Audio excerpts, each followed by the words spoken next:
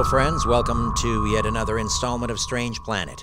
Imagine a secret so vast, so ancient, it could unravel the very fabric of human history. Beneath the timeless sands of Egypt's Giza plateau, where the pyramids have stood as silent sentinels for millennia, a stunning revelation is emerging. A hidden underground city, stretching over a kilometer below the surface, detected by cutting-edge radar scans. Researchers claim it's evidence of a civilization that thrived 38,000 years ago, tens of thousands of years before the history books say it should exist, only to be wiped out by a cataclysmic flood, triggered perhaps by an asteroid strike. Is this the smoking gun of the smoking gun of a lost, advanced world buried by time and skepticism, or a bold mirage in the desert of scientific debate? Today, once again, Jason Shurka joins us, visionary author, alternative researcher, fearless truth seeker, who's been decoding the mysteries for the pyramids for years. And together we're going to dive into these explosive claims, confront the controversy head on, and ask, could this be the discovery that proves the ancients knew more, built more than were ever dared to imagine? All right, buckle up. This might just blow your mind. Jason Shurka is a globally recognized author, alternative researcher, advocate for hidden truths, best known for his groundbreaking book, The Pyramid Code, and the acclaimed Unified TV series of the same name.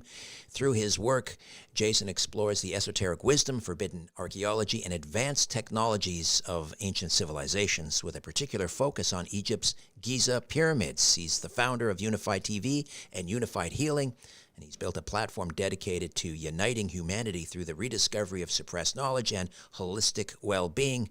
He's a sought-after speaker, thought leader, and he bridges science, spirituality, and history, challenging mainstream narratives with evidence and insight drawn from years of research, insider accounts, and personal exploration. And his mission is to awaken humanity to its forgotten past and untapped potential. Jason, welcome back to Strange Planet. How are you? I'm doing well, Richard. Thank you very much for having me back. So, what do you make of the Italian and Scottish researchers, their claims of this vast underground city beneath Giza? I mean, could this be the long-awaited proof of a pre-dynastic civilization? You know, I don't think it's something that is, at least to me, a surprise, because we live in a world today where we wait for some form of authority to confirm something for us, even though it's right in front of our eyes the whole time. And this has been right in front of our eyes the whole time. So it's not to take away from what the researchers found, and we can cover that. But number one, what they found was already published back in 2022. So my first question is, why is it only being spoken about now, 3 years later?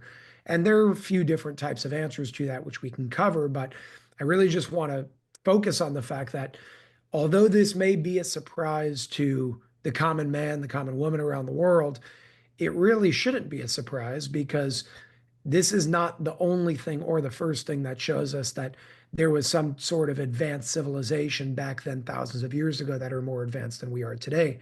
And we don't even need to go underground to prove that. Look at what's above ground. Look at the proportions. Look at how they built it. Look at the size of stones that they moved. How did they do it back then? It definitely wasn't manpower. And even if it was, how did they cut it so precise that you can't even slip a credit card between those rocks? So the proof has been in front of us all along. We just didn't want to see it. And to me, it's a little upsetting and disappointing that we need an authority figure to come and say, look, now we have the proof, and then people start believing it, because that just holds us back and makes things happen a whole lot slower. We've had the proof for a long time. Excellent points. If I could, though, let me just go back to these claims from the Italian and Scottish researchers. They utilize something called synthetic aperture radar, SAR technology, and the claim is the detection of these complex networks of chambers and structures extending over a kilometer below the surface. They're proposing the pyramids were constructed, again, around 38,000 years ago. Just leaving aside the age for a moment, what do you make of this claim, the utilizing SAR? I mean, is there anything controversial about this technology? I mean, is it capable of detecting what they claim it detected? So I'll give some of the brief points just to give the factual background on what happened here, and then we could dive into all those points. So there were two guys. One is named Corrado Malanaga. The other one is named Filippo Biondi. They're both involved in radar and remote sensing research. So they actually published a peer-reviewed research study in an article that was titled, and this is the title, Synthetic Aperture Radar, which is your SAR. Synthetic aperture radar Doppler tomography reveals details of undiscovered high-resolution internal structure of the Great Pyramid of Giza. That was published in 2022, but it's being spoken about now in 2025. So SAR data, which stands for synthetic aperture radar data, which is what you were talking about, along with, it's not just SAR data. It's coupled with this proprietary software that was created by one of those researchers. I think it was Corrado Malanaga. It might have been Filippo Biondi, but one of them created this proprietary software that takes that data, the SAR data, and transforms the radar signals into something called photonic information. So it's basically information, it tracks vibrations down to the millimeter to identify underground structures without any excavation. So it's very non-invasive because they could do it through basically, understanding and decoding certain data through that photonic information that, again, tracks vibrations down to the millimeter to create a shape of showing you what it is that's underground. Now, just to give some more factual information here, this was done on the Khafre pyramid, on one of the pyramids on the Giza Plateau. What they found was not only did they find 5 identical structures inside the pyramid itself, they look like homes that are a little taller. So they found 5 identical structures that were precisely aligned in geometric formations. But interestingly enough, underneath those structures, they found 8 massive, and I say massive because you're talking about hundreds of meters long, 8 massive cylinder structures.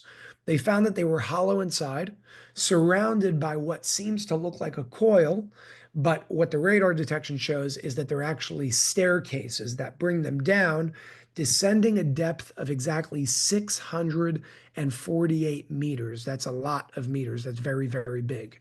648 meters. So you're talking about 8 cylinders, each one of them 648 meters in depth underground, all with these staircases basically coiling around them, which all meet at the very bottom where they connect to 2 very large cubic structures that to me seem to be one of 2 things, or they could be both of these things simultaneously. Either it's some sort of basement or compartment, or it's some sort of compartment that holds and stores energy. Because remember, in dealing of the world of energy and storing energy, we need a place to store it. You can't just generate it. You need to store it to be able to use it later on.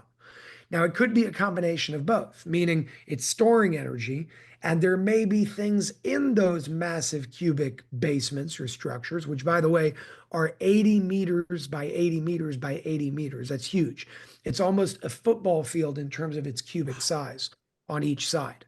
So now that's under the 648 meter long in-depth cylinders, another 80 meters per side on those cubes. We haven't gone there, but it's very possible that there are things, tools, artifacts, technologies that are stored in there that need certain charging from the energy that's being generated by these pyramids. Now, the entire structure, as you said, it actually extends approximately 2 kilometers beneath the surface, and it extends beneath all 3 pyramids of the Giza Plateau. But this is where it gets interesting. We've been told, as you know, Richard, that the pyramids were simply tombs for the pharaohs buried in them, and they were built using ramps and hammers and sledges and so on and so forth. But if that were true, and they did something that was so hard to do just to bury somebody that they respected in there, then why did they make an effort to include mathematic proportions in the structure, such as pi, the golden ratio, the speed of light? And people say, what do you mean the speed of light? How is that built into it? Well, if you look at the Great Pyramid and the longitude and latitude that it lies exactly on, the latitude line is 29.9792458 degrees north. Now that sounds like a long number, But when you take 299,792,458, that is the speed of light in meters per second. 299,792,458 meters per second is the speed of light. So, was it a coincidence? I don't buy that. There's something going on there that we just don't understand that they understood back then. Also, I believe the circumference of the Earth is encoded into the pyramids. Is that true? Yes, if you scale the pyramids by 43,200 in size, it is the exact dimensions and proportion of the Earth. All right. So these, I don't know, shafts, chambers, tunnels underneath the pyramids, do they align with anything that's described in esoteric writings? I don't know, the Emerald Tablets or even the Pyramid Code? Yes. So in the Pyramid Code specifically, and what I want to do first, because this is really interesting, is I'm going to read you a few quotes from the Pyramid Code itself. Now, remember, this was a document that was given to me back in 2020, before any of this information came out, even before 2022, when they started coming out with this information from this research specifically. And it says the following. The pharaohs brought with them a different form of technology called electromagnetic pulsation and electromagnetic laser pulsation, or EMLP for short. This technology gave them the ability to build massive pyramids. Underneath these massive structures are very large basements that house the tools and technology used to make them. To my knowledge, no one has found the hidden basements under the pyramids just yet, but I am sure that they are still there. Again, this is in 2020. Mm-hmm. There are huge energetic tools that need to be recharged by the sun every millennia in order to function. There are no batteries. These machines work primarily through the use of the energy of the sun along with magnets. I believe in the not too distant future, the right people will rise who will find the treasure that lies beneath the pyramids. And that's exactly what we're talking about now. So, on one hand, you're talking about the fact that this document already said underneath the pyramids, there are very large basements, not one, basements, two. That's exactly what they found, with certain things that are buried underneath there for the purposes of recharging.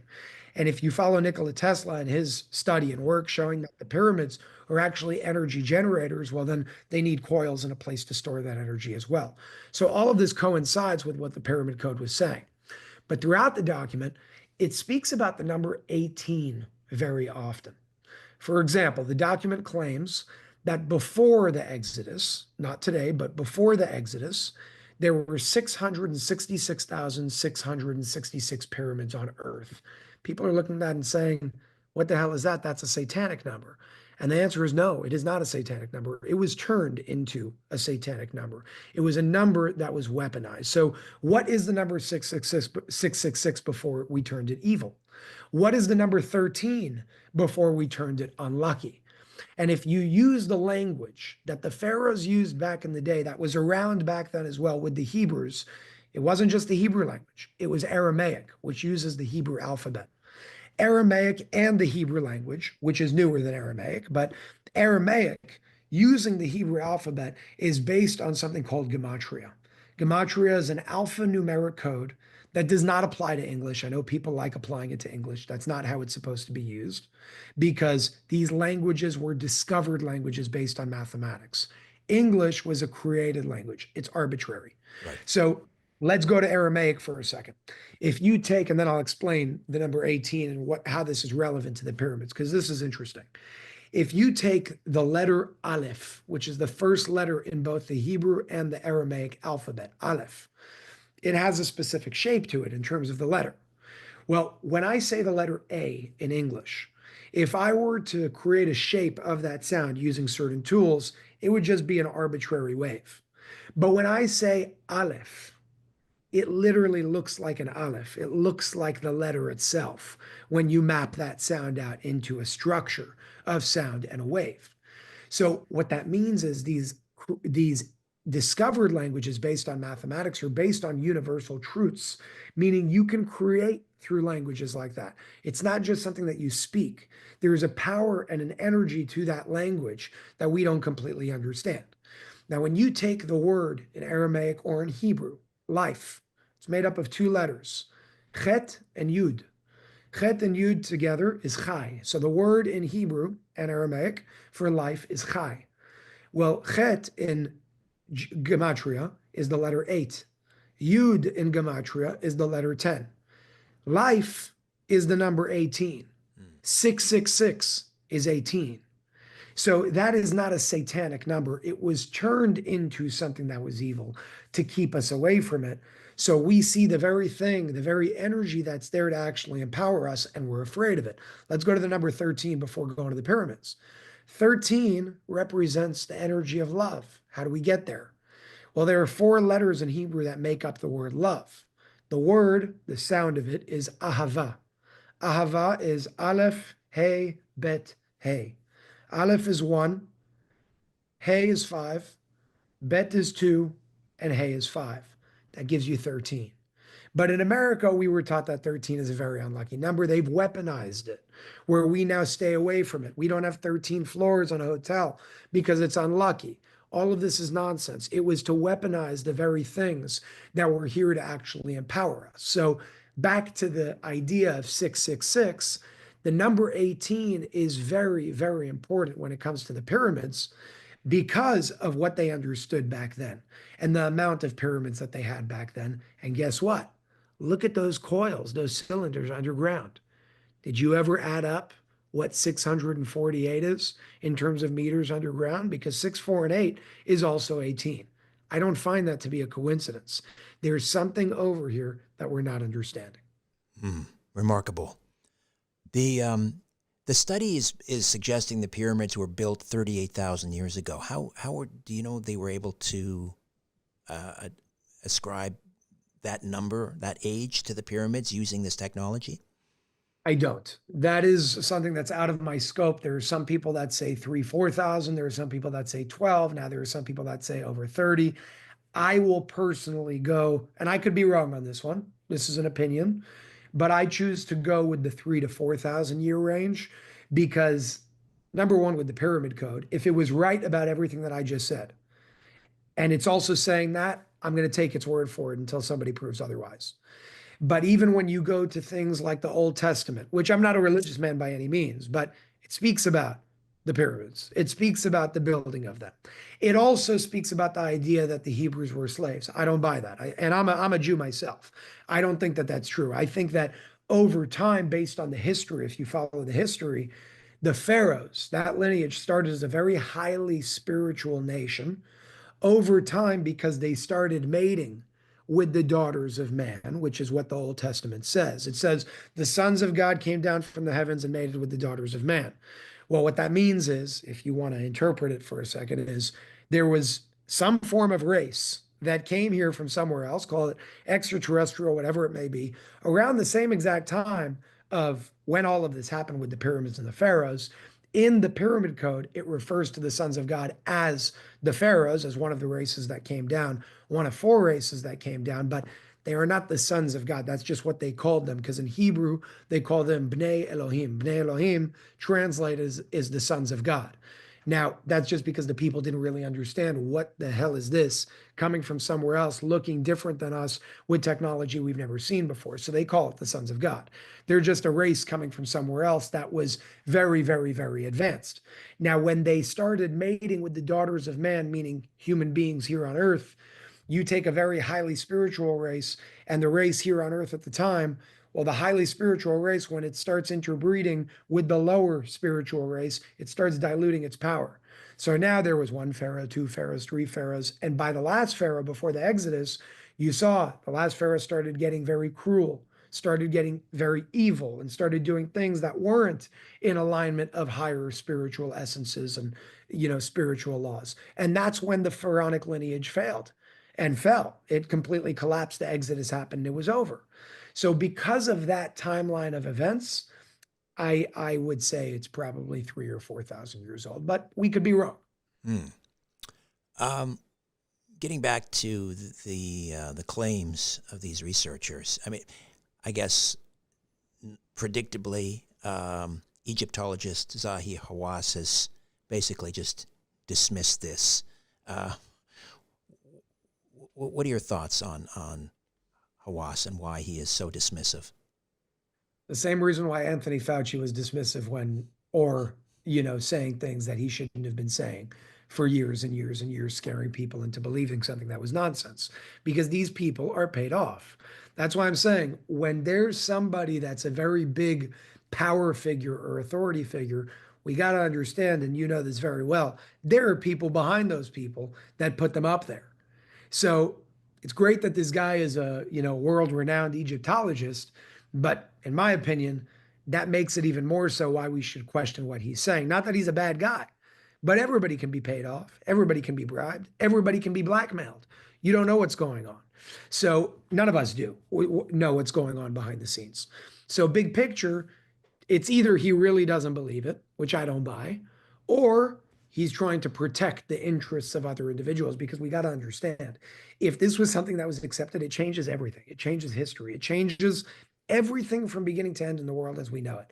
And that's not something that people that control the world would want to happen. Yeah, I just wanted to maybe drill into that a little bit more. I mean, let's call them the owners of the system. What do they have to gain by keeping these secret? You sort of explained that, but maybe we can flesh that out a little bit. Why do they need to keep what's buried beneath Giza Plateau? Why do they need to keep that away from us? Yeah, we got to ask the question in reverse. Instead of what they have to gain from keeping it a secret, what do they have to lose if it's revealed? What they have to lose is, if it's revealed, is everything that they control. So let's go to what they control first. Energy, water, electricity, all these things are free. They're our birthright. They're not something we should be paying for. It's something that's abundant and infinite in nature. Energy is infinite in nature. It cannot be created or destroyed, and yet we pay for it because they meter it with smart meters on our home. Tesla didn't like that. They didn't like him. They got rid of him. The man died a poor man.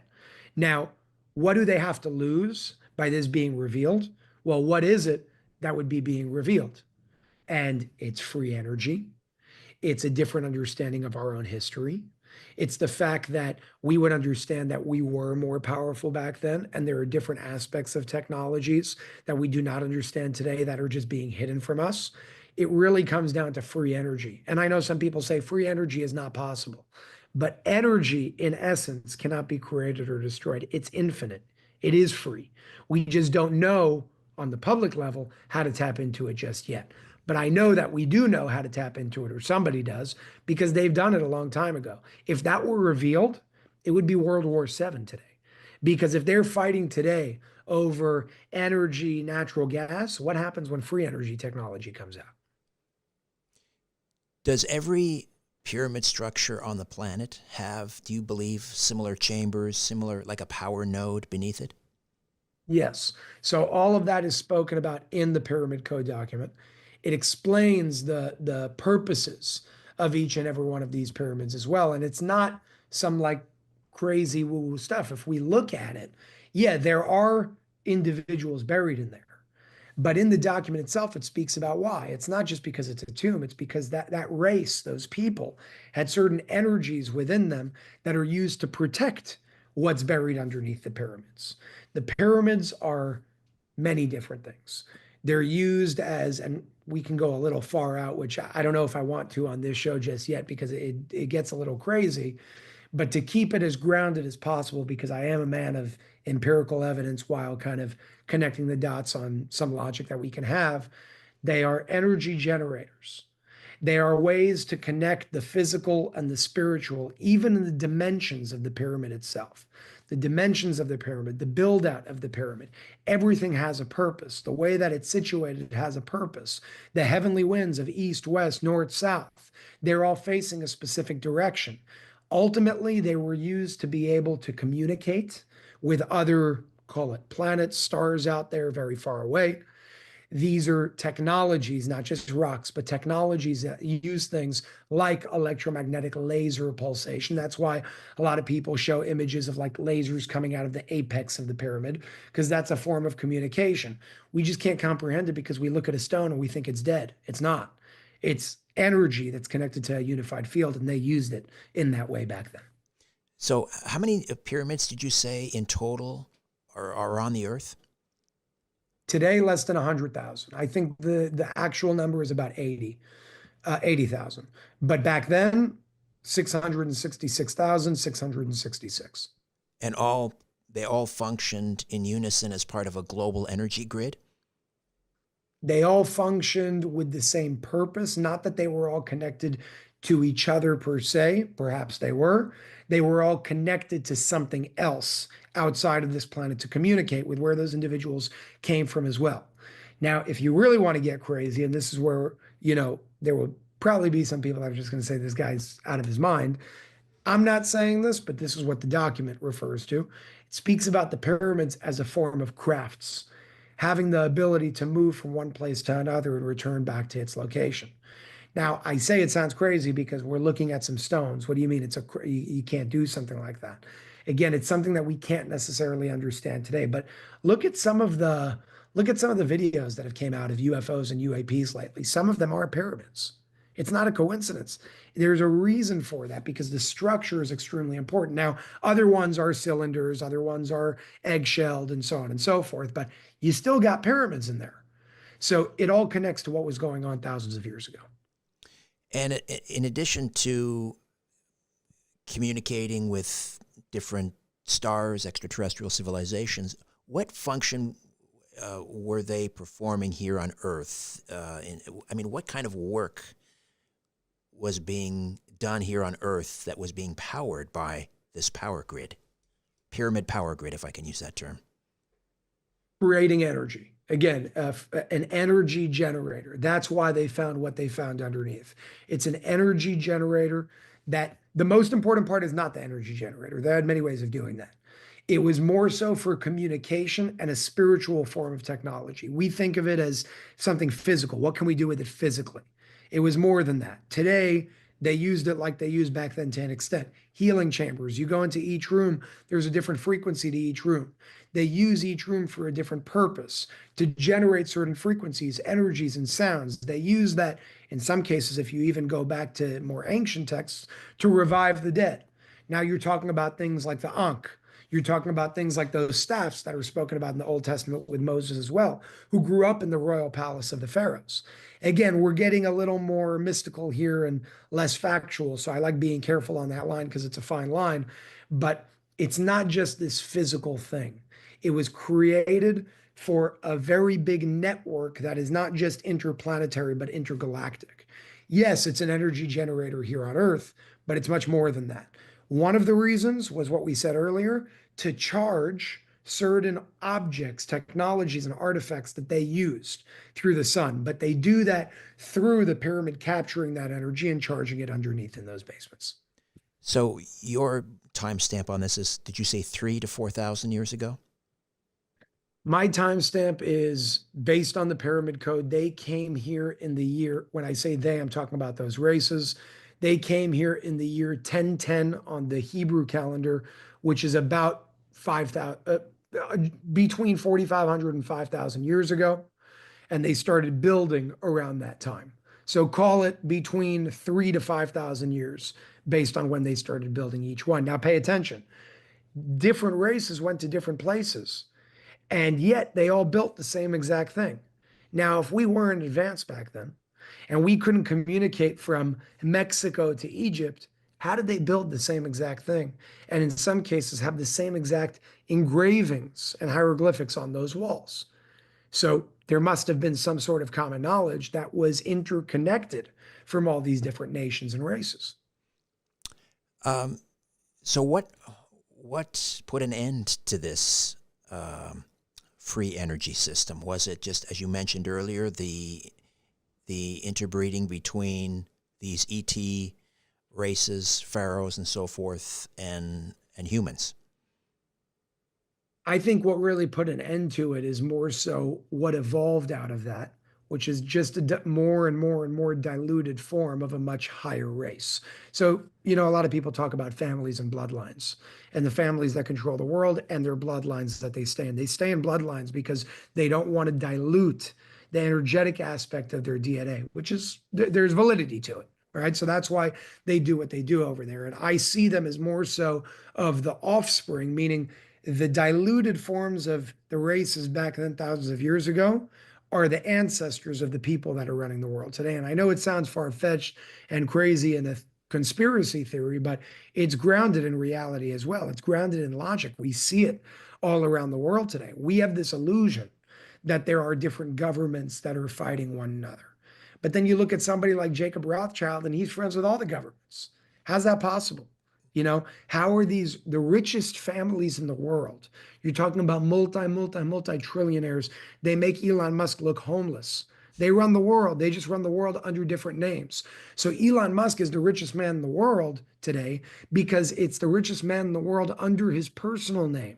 These people don't operate under their personal names.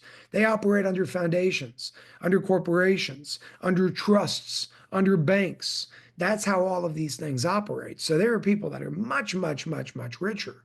And that's where you go into the Rockefellers and the Rothschilds, and they are bloodlines that stick together. Pay attention to who they marry. I think logic tells us this has been going on for a very, very long time. That's where secret societies come from. Now, there are good ones and there are bad ones. There are people that do things behind the scenes for good purposes. There are people that do the things behind the scenes for negative purposes. And it all comes down to the consciousness of that individual. There are people in the world today as we see it. We see it on the individual level and the collective level, on the local level and the planetary level. There are people that just don't value human life. They don't care. And okay, if we got to kill you, but we're going to make money, let's do it. And a very, very simple and sort of example that probably most people that are watching this can remember is what happened with the Pinto, the car, when there was a recall. There was a recall on that car because if you remember, the gas tanks were exploding and it was killing people. Now, how did they go about deciding whether to recall the car or not? And there's a simple formula. And this is a disgusting formula, but this is the formula. On one side, they say, okay, how many cars are going to blow up of the cars that are out there? And of the cars that blow up, what is the average amount of people that are going to be in that car? What's the average value of that person if they die and we had to settle in court? And what will that grand number come to across the board of all those cars blowing up? And let's say the number comes out to $100 million. Then the next part of the equation is how much will it cost us to recall the car? If it's going to cost $120 million, don't recall, let them die because we'll save $20 million. Now that's a sick in the head approach, but that's a business approach. That's because they want to keep their stock numbers high. They want to keep their stock prices high and their shareholders happy. But it's at the expense of killing people. Now, that happens in the medical industry, not just the automotive industry. It happens in every industry across the board. And if you go back, and you look at who runs all of these companies that regulate even the educational industry of like who regulates what is being taught in medical school, it's the Rockefeller Foundation. They have a whole board of a medical board that shares what's going to be taught in school. And guess what the Rockefeller Foundation also owns? The drugs that they have the doctors sell to those people. A regular doctor has something called a PDR today. A PDR is a new book that comes out every single year called the Physician's Desk Reference. Every year there's a new one. PDR 2017, 2018, up until 2025 today. And I have one. I get it every so often. It's a massive 4,000, very thin-paged book. It's a dictionary that basically said, okay, what disease are you trying to deal with? Flip to that page, find the disease. Here's the drugs that you got to give. Now, the educational aspect of it with the curriculum is created by the Rockefeller Foundation, and the pharmaceutical drugs are created by the Rockefeller Foundation. So imagine a world where not only you are teaching the very millions of people that are dealing drugs legally all around the world to sick people, you're teaching them what to do, but you're also selling them the product. And then you want to take it to the next level. We're going to mandate it too. And if you don't get it, you can't have a job. You can't go to school. You can't do it. You can't travel. That's a crazy, crazy, crazy thing. And that's exactly what's been happening, not just over the past few decades, but over the past 5 years specifically with what we saw happen in 2020. It's criminal, but it's happening. and it's happening right before our eyes. Right. So injuries, deaths as a result of the mRNA technology, those are just acceptable casualties. That's how they see it. It comes to money, power, greed, and control. So getting back to the energy and the technology hidden beneath pyramids around the world, do they, the owners of the system, the Rockefellers, the Rothschilds, do they have access to this technology? I think it has to do with the same thing that we spoke about when we spoke about the Ark of the Covenant. Yeah, technically they can go and get it, but they know that they can't go and use it. And if they do go and use it or try to use it, back to the Ark of the Covenant, if the improper individual tries to get close to it and do something, it will destroy you. That's how a lot of these things were built at the time as well. Now, do they have access to some of the technologies like electromagnetic pulsation? Yes. Do they have access to electromagnetic laser pulsation? Yes. There have even been satellite imageries. Go to the fires that happened in California. Look how they're starting. They're starting at the same time in the same exact way, almost like they're calculated. And some of the images show lasers coming out of the sky, hitting certain parts of California. Now, I saw these with my own eyes. You can look them up and find it yourself. It's just now buried more and more. This is how they've been using some of the technologies from back in the day that were used for good purposes and weaponizing it today. Electromagnetic laser pulsation makes a nuclear bomb look like child's play. It can vaporize a city in less than a minute. These are very, very dangerous things. Now, there are also the good side of people that have access to this as well. And I work with some of those individuals as well. So a lot of people ask me, well, Jason, if there are good people out there that have free energy technology and all that, why aren't they coming out with it? And the answer, some people may not like, but it's a very valid answer, is if they come out with it in the wrong time, well, then they're afraid of the retaliation of what these other individuals are going to do with technologies like electromagnetic laser pulsation, because the bad side will go down fighting and they will go down dying as well. They're not just going to let it happen. They will take everybody out on the way. So you first have to, before you go and try to fight somebody, you first have to strip them of their power. Then you can take them down. You can't fight them when they have weapons of mass destruction. You mentioned 666,666 pyramids once existed on the earth, and perhaps under each one, similar technology that may be under Giza.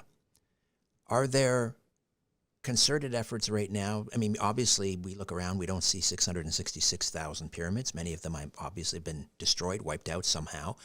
One would imagine, though, that the technology may still exist underneath the remnants of those pyramids. Are there concerted efforts by people to try and locate where these pyramids may have been, and by extension, the technology underneath? I'm sure that they are. Not all of them are built in the same way. Some of them are much smaller. Some of them are much bigger. Everything has a different purpose, but it's all with the common goal of what we were talking about throughout this conversation. Regardless of what people find, though, I don't believe, like, let's go to what's going on in Egypt. I was on the show Redacted, and they said, what do you think? You think we're going to go down there and search?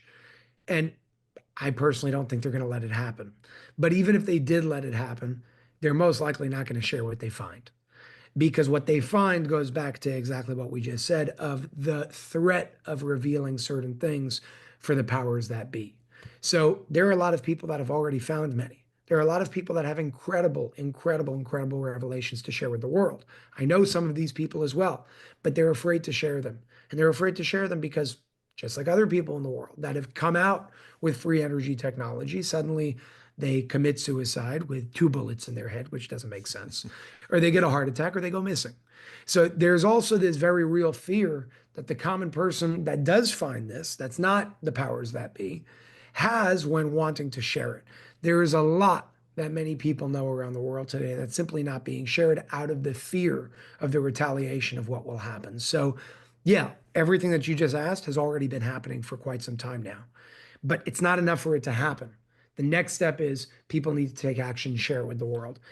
I don't think that's going to happen too soon because these people have a lot of power. Is there an ancient prophecy that that predicts when this technology will be revealed to the world and shared by mankind? I could tell you from my interactions with the author of the Pyramid Code, who I hold in a very, very high regard because of many, many experiences that we've had together. He believes closer to the year 2050. That's when that he believes there's going to be a lot of changes and revelations in the world. Now, it's not that it can't happen today, it could, but people aren't ready for something like that. We need to be ready in order to get to that point. Same thing with what the remote viewers from the CIA document said about the Ark of the Covenant. This has to happen in proper timing. What does proper timing mean? Not can you get to it? We can get to it now. It's when is the right time to bring it out to the world, when it will be accepted in the proper way, and next steps will be taken in the proper way as well. Now, that really has to do a lot with us as human beings. If we do a lot of work on ourselves and expand our minds and expand our consciousness and awareness, it can happen in 2 years. But likely, and nobody can give a date, likely, it will most likely happen closer to 2050 based on what was being shared with me. However, those same people say that the absolute deadline, no matter what happens, is December 23rd, 2192, which is in a long time from now. But it cannot happen after that. It will definitely happen before that. If you're asking for prophecies, those are the prophecies that have been shared with me. And what will life be like? Are they going to flip a switch? All the pyramids around the world will light up, this power grid. What will life look like on Earth when this happens? So the reason why the document is called the Pyramid Code is because there's a code embedded within it. That code is embedded that I don't know myself. That's not something that's been shared with me, but the original document was written in the Hebrew language using the same alphabet from Aramaic. It was written in that language because there are certain ways to code certain things in there. And if you learn how to read the code, when you read it, you would understand something completely different from what the document says when you just read it as the average person like me and you. However, that code, as far as the document shares, is also hidden, not so much hidden, but it's written on one of the walls in one of the secret chambers that have not yet been discovered underneath the pyramids. Maybe they have now, but to my knowledge and to his knowledge, nobody has gotten there yet. So when people learn this code, that is how, and whatever you have to do with the code is how you activate the power of the pyramid itself. What happens from there will likely be the pyramids will be able to reactivate and be able to be used in the same way that they were used back in the day. Now, do I know what that looks like? I don't. Do I look forward to that day? I do. Do I understand how to activate them? I don't. But somebody will come, whoever that person is. Maybe it's going to be a group of people that makes that happen. When? I don't know, but I hope it's sooner rather than later. Jason, tell us about unified healing. Unified Healing is a beautiful, beautiful network of wellness centers around the world. The purpose of it is really inspired by many things, but one of the things is what we spoke about earlier of there's a lot of people, or maybe not so much, but there are quite a few people, a group of people that are controlling the world today in very negative ways. And they keep us away from the very things that can actually make this world a healthier place in their honor at least, of power, money, control, greed, ego, things like that. So we see how they've built systems, and we wanted to create a new system in order to overcome that, not destroy the old system, but create a new system to make the old system obsolete. Because what you resist persists. We didn't want to resist it. We just wanted to create something better. That's what Unified Healing is. It's a network of wellness centers in about 2.5, less than 3 years. We've opened or helped open over 500 wellness centers in over 50 countries around the world. Some of these wellness centers actually have a technology that uses light in a specific way in the direct proportion of the Great Pyramid of Giza. So it's built in the same exact way. You literally walk it and you'll see a big pyramid emanating light that's helping your body reharmonize and rebalance itself. So the technology itself in many of these centers is called the light system technology. It works in some beautiful ways using light, positive affirmations, color therapy in order to restructure the molecular structures of water in your body so energy can move more coherently in the body. The pyramid structure actually uses, the one that looks like a pyramid uses the proportions of the pyramid in a specific way to amplify the energy that's being generated by that technology itself. And overall, Unified Healing does have all these centers around the world with many different technologies as well. So things like red light therapy, hyperbaric chamber, it's mainly energy-based technologies that will help humanity re-empower themselves and take their power back from the people that took it away. And that's Unified, UNIFYD, Unified Healing. And then, of course, we have Unified TV. Tell us where we can find that. So Unified, spelled the same way, UNIFYD.TV, is a video streaming platform. It's more than just a video streaming platform. It's a very interactive community, a very big community, 160 countries around the world today. And it basically covers everything that we just spoke and more. So ancient civilizations, what's going on today, exposing corruption. We work with people like James O'Keefe, who goes undercover, exposed as the CIA, big pharma. So we actually just funded an exclusive series called American Swiper with James O'Keefe, where he shows how he does everything behind the scenes in an episode by episode series, which is awesome. We have interviews with Tony Robbins. We have podcasts with Bobby Kennedy, RFK Jr., a lot of really, really powerful individuals around the world that are sharing their truths. A lot of doctors that are able to show certain evidence of the corruption that's happened over the past 5 years, but not just share a problem, provide a solution that you can actually use in a very accessible and simple way at home to be able to live a higher quality life. So it's a very wide array of different things that are focused on that platform, but all of it is intended with a mission of helping humanity expand its consciousness to bring us to a better world. And that's Unified TV, UNIFYD.TV, for anybody that wants to learn more on that front. And of course, the Pyramid Code, available wherever fine books are sold, Barnes & Nobles, Amazon, I'm guessing? Yep, everywhere. Fantastic. Jason, always a pleasure to sit down with you. Thank you so much. Thank you very much, Richard. A new Richard Syrett's Strange Planet drops every Monday, Wednesday, and Friday.